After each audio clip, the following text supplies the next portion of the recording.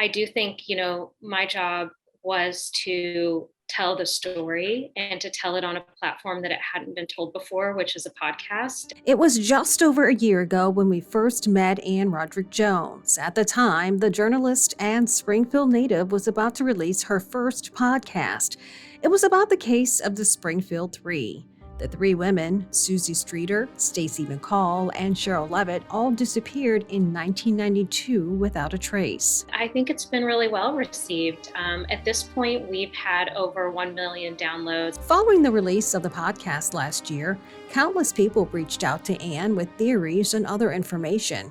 Eventually, her 8-episode podcast would have bonus content. We were able to create 3 new episodes. They were bonus episodes, and we were able to interview some people that were related to the case just to provide extra information and sometimes information that people hadn't spoke about in the past. She believes there is still lots of interest regarding the Springfield Three and would love to see the story told on the small or the big screen. With the success of the podcast, we know that this is a story that people really care about.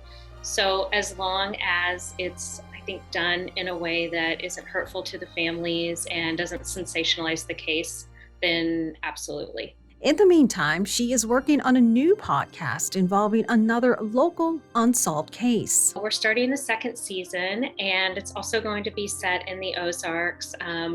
This one is about the Feeney family murders that took place in 1995 in Springfield. The husband was at a teachers' conference in Lake of the Ozarks, and the wife and their 2 young children were murdered. And at this point, they don't know who did it. And it was just a really sad, heartbreaking case. The crime happened in early 1995 while the family was living on the south side of Springfield.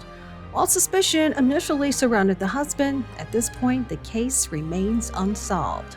For me, it's really just about digging into the case, exactly what happened, bringing up some details, hopefully finding out new details, and then speaking with the family members. And again, like with the first podcast, just really letting them tell their story. Anne was a preteen when the Springfield Three went missing and then a teenager when the Feeney family was killed. She says her mom then became hypervigilant when it came to looking out for the family.